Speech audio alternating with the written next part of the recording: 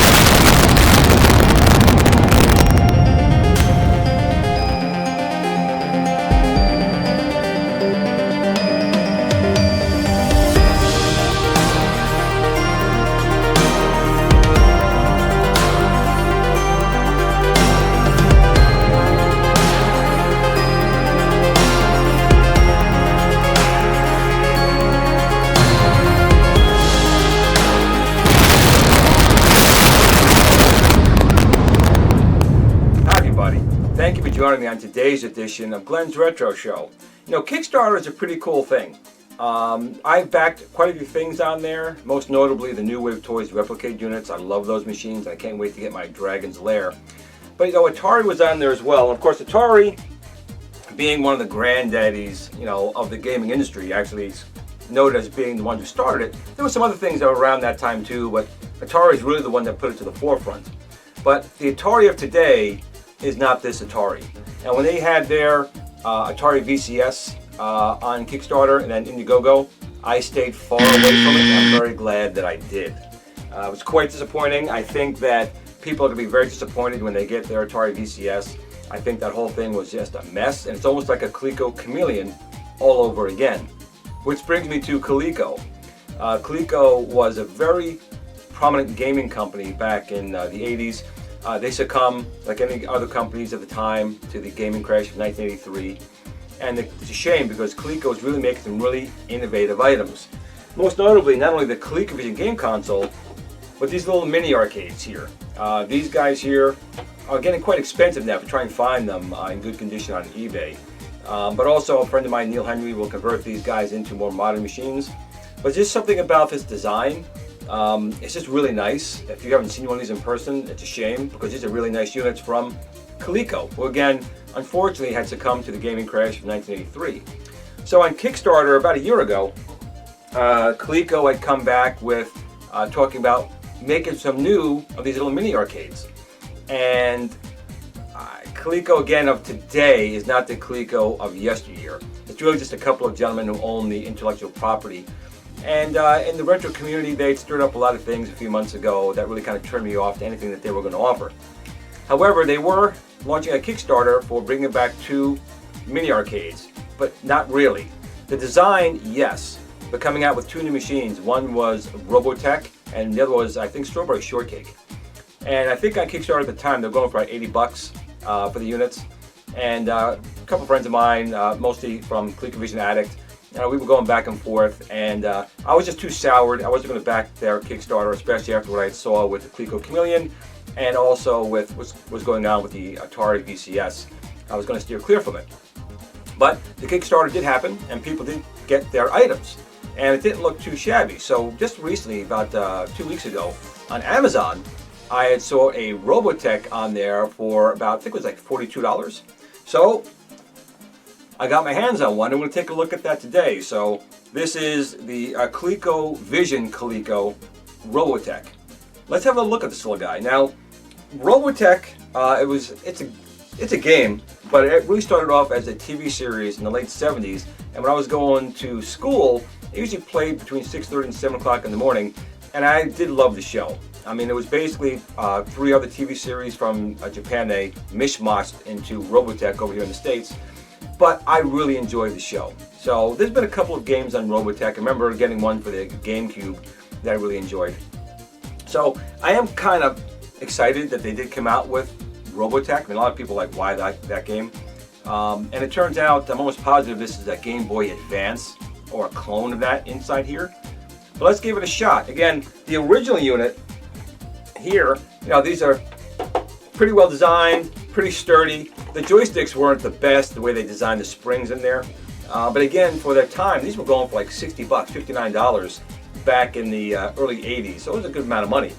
But they were enjoyable. Although the Pac-Man sound effects could be a little wearing on your ears after a while.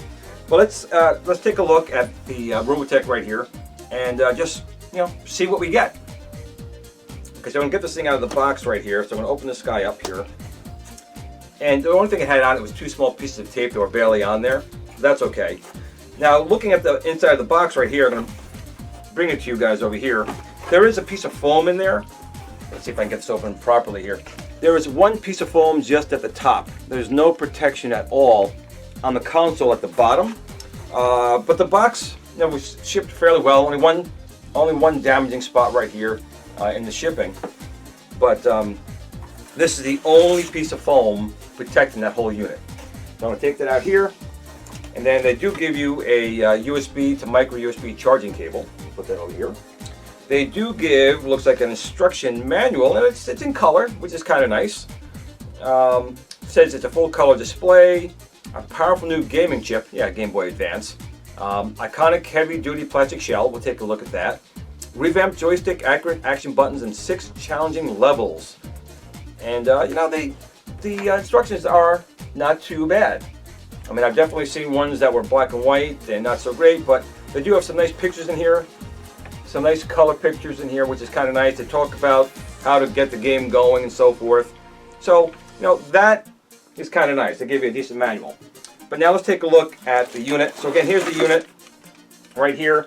And you can see there's nothing else in the box that was protecting it in its shipping. You would have thought they'd at least put a piece of plastic at the bottom to protect it a little bit. It is in this plastic bag right here. We'll take this off. And my first impression just looking at it is a nice looking unit. It's definitely very close, if not identical, to the original one from the Coleco Corporation, the real Coleco Corporation. The size looks about the same. We'll get more into the comparison about that a little bit later. But I will say nothing that turned me off, and I can't really blame them for it. On Thingiverse, a gentleman had actually made a 3D STL file of this design, so you can kind of print your own. And these guys flipped out about it, so I guess they wanted to make this themselves and they had that all taken down. But you can still get those STL files and you can still 3D print them. That's one of those things, again, that turned me off a little bit. Again, I can't blame them. If they own the intellectual property for this, I can understand that. But they could have done it in a better way. But in any case, the shell itself feels very solid. And it feels very heavy. I mean, it feels like it's got the batteries in it already. And it does have a rechargeable battery in here. But there's a little thing inside here I'll show you a little bit later as to why this thing's so heavy. But the color shell is nice. It's a nice color blue. But again, it is not a cheap plastic. This thing feels very, very solid. The joystick feels a little bit on the stiff side, but better than the springy one, the other one. We'll try that out. The buttons feel okay. Now on the front here, they do have a spot here for a headphone jack. That, in my opinion, should have been put on the back, so it didn't take away from the visuals on the front. And there is a volume slider over here. It's not a multi-selection. It's actually a slider. So you can adjust the volume here because, again, it's a Game Boy Advance clone in here. The speaker's right on top. Now, originally when I got this, I already fixed it. This thing was already flopped off inside the box that had come off. But I obviously looked at this before. You guys are seeing it now. And actually, I fixed it. There's a tiny little scratch on the screen right there again. What am I going to do about it? Nothing at this point. And there's a power and charging indicator over here. On the back of the unit, there is one micro SD card slot in here. And I don't know if you guys can hear it. There is something loose in there, and it's driving me a little bit crazy. But the good thing about it is to take this apart is very simple. There's only one screw here and two screws back here, and this machine will come apart. Unlike the older unit where you had to take the decal off here, take two screws out, pull this panel off, take two other screws out, pop it off. It was much more of a chore. So it is very easy to get inside this guy. Again, it comes with rechargeable batteries in here, and I'm just going to flip it on for you guys right now. See if I get it in the screen here. Make sure the volume's up.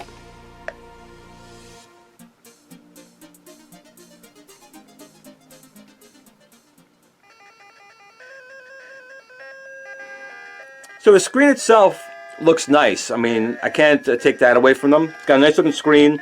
The volume at full blast is not extraordinarily loud. It's just loud enough in a quiet room where you can hear it. But again, you can put headphones on it. I'm going to close shot here with these decals. I mean, they feel pretty nice. They look like they're put on a decent way. They're not like, you know, half thrown on. So for a Kickstarter device, I'm just actually impressed they did come out with it. I was very leery about doing it when they went on Kickstarter initially. Actually, I think it switched over to Indiegogo. I don't know if it completed on Kickstarter. I really don't remember. It's been a while. But let's take a look at a little bit of the gameplay and give some final thoughts after that. So let's take a look at this little guy playing. Okay, we'll turn the volume down just a little bit, but that's right now full blast right next to it. And you know, it's audible. It's just not extraordinarily loud. So I'm going to put it right here. And we have these four buttons. We have A, B, L, R, select, and start. I'm going to press the start button here. And when you got the game, it defaulted to BBB. I'm not sure why it did that, but the A is me. So let's go down to that game, and we'll press start on it, or do we press A? I guess we press A. So you have single play, cooperative play, versus play, and options. Let's just take a look at options. Now the joystick, I'm using it here. It definitely feels stiff, but it's very responsive. So I'm actually okay with that. The old Coleco, they used a spring on here, and these little pressure pads, and the control was really poor. It does feel stiff, but it's tight. It's not loose, and very responsive. So I'm fine with that. Now under options, you have just difficulty level, music on, sound effects on, and the language. So I'm not going to change anything. Go down to save and exit, and hit that button here. And we'll get a slightly different angle on here because I want you to be able to see the screen a little bit better. So I'm just going to move the camera just a little bit. Okay, see if you can see that screen a little bit better here. So we're going to go back to single play. Hit the start button, or A, I guess. And you have different pilots you can select. Obviously, Rick Hunter was the main character of the original show. Then you have other people in here I don't really care about, but I do remember the characters in the show, so that's kind of good that you're seeing all the original characters in the game, but Rick Hunter's the guy you want to play as. Now, the ship you fly is called a Veritech, and it's basically a jet that could turn into a half jet, half robot, or a full robot. And we have the captain telling us our mission. So graphically, again, this is a Game Boy Advance game. So the graphics look really nice.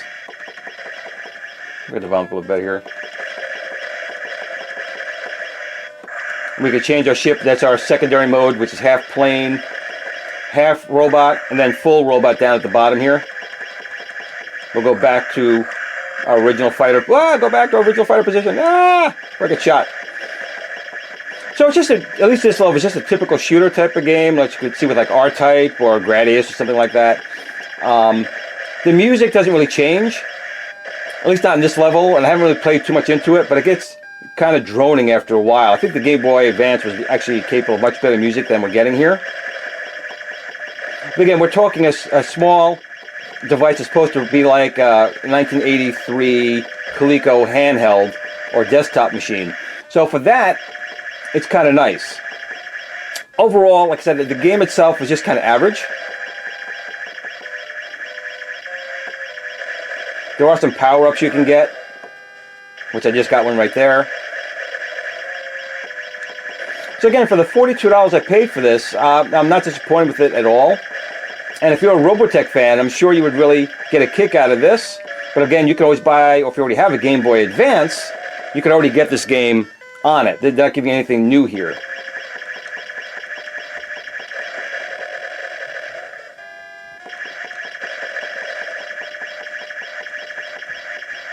So we have our A button, which shoots.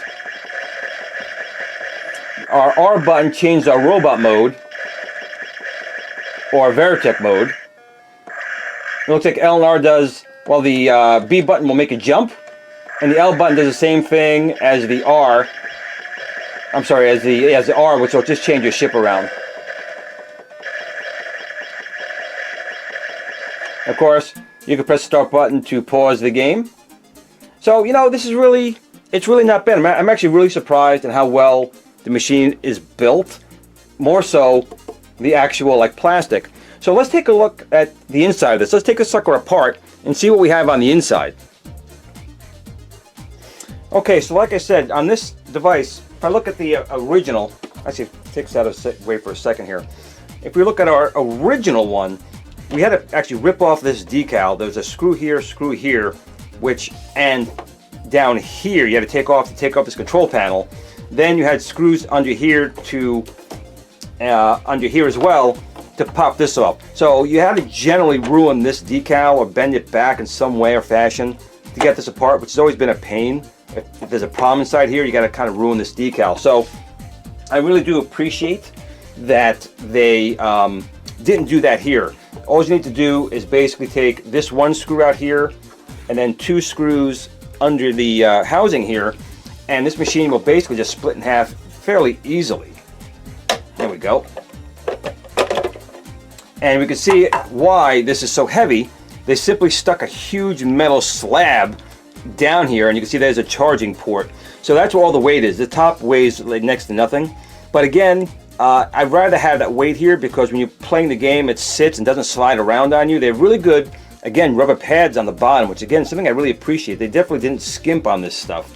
So I'm actually okay with the metal there. Now again, what I was saying before is if we look at the bottom of the board here, it says right on it, it's an XCG Game Boy Advance main board. So it's basically a clone. So you'll put it up like that so you guys can see a little bit better. Oops, there's the camera, there we go. So it's just a Game Boy clone with one ROM permanently burned into it. You can see the speaker right there. And then there's one cable going out to the battery, which is on the back. It's a small lithium polymer battery. And then another cable going out to the charging circuit. And then we have our keyboard and our joystick, buttons, and volume control. So there's really not too much in here. So again, people kind of get upset when they see people like me or other people, you know, taking these apart to modify them. There's that camera language. There we go. To modify these things. But some things aren't working anyway. I mean, can you fix them? Yes. But, you know, when you pay for something, you can do with it what you want. There are plenty of these around, but of course, there's not as many as people would like. But I definitely have ones that I do not touch, but the ones that come broken or screwed up, I do modify them with the Raspberry Pi. My friend Neil Henry does some fantastic work with modifying them. So if you wanted to take something like this guy, which you can get for probably 50 bucks, which is actually, you might actually get this cheaper than the old ones nowadays. You could definitely modify this. It would definitely be easier because the inside of this unit already is pretty much all open space. Where on the Coleco one, you really got to gut the thing and sand it and cut it out. This is pretty much already done for you. So again, I'm still impressed with this little guy right here. I definitely have the one. I'm not gonna screw it up and touch it. Or do I have two? I don't know. It's not something Glen would do. I wouldn't buy two of something. It's just not who I am. Anyway, so if you wanted to modify this, you definitely could. But I would definitely leave it alone. Because I think it's actually pretty good as it is. Again, I'm pleasantly surprised. I don't know if Coleco will ever be making more of these, but it'd be interesting to see if they did. Back in the day, Coleco had announced like a Donkey Kong Jr., which they did come out with the Nintendo style one, but also a game, Omega Race they had talked about back then, and Berserk, which never actually came out. That's what I really would like to have seen for these guys right here, is to see something like that coming. But in any case, I'm still quite impressed about this. Let me give you some of my final thoughts. Okay, so what's my final thoughts of the ColecoVision Robotech? Well, you know what? I'm a little surprised. The case and the controls were much better than I expected. I do like the fact it's got a rechargeable battery in here, and it does have a volume control and headphones. I just wish that was in the back so it didn't took away from the front. I'm really impressed with the plastic. This thing is solid. Obviously, it is so heavy because they have a huge metal weight inside here, which again, that's fine. It makes it feel more substantial, but obviously inside it's just a small Game Boy Advance clone board in there. Not a lot of stuff inside. But again, you know, for what I paid for this, about $42 on Amazon, and I had Prime, so I didn't pay for shipping. It's nice. The box is nice. It's the only actual Coleco Minicade that actually I have with a box. So overall, it's nice. So if you find this at a good price, I'd pick it up. The game itself gets kind of boring. I think the levels might be a little too slow and long. It kind of drones on after a while. But this is a game you can just sit down and play for a little bit. Maybe I'll watch the TV show Robotech and fire this up and play it a little bit. But overall, I'm actually pleasantly surprised at what these guys came out with here. I really didn't expect it to be of this quality, or even to come out at all, to be quite honest. So I do want to thank you guys for watching this episode of Glen's Retro Show.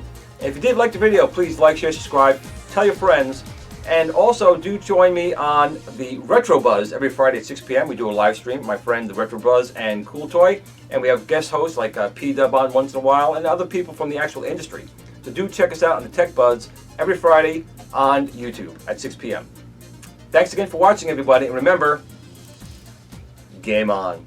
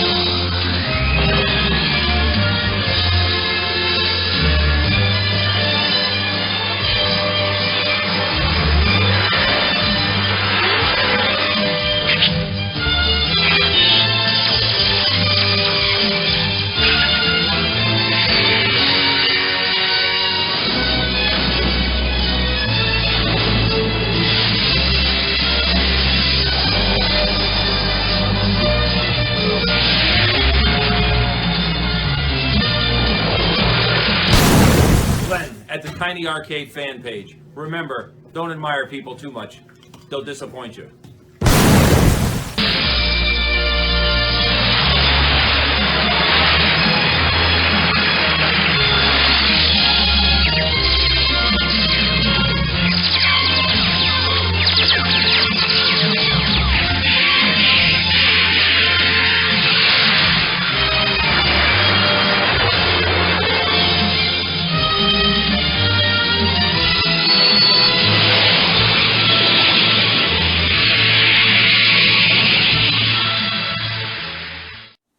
Sit, Blue Blue, sit.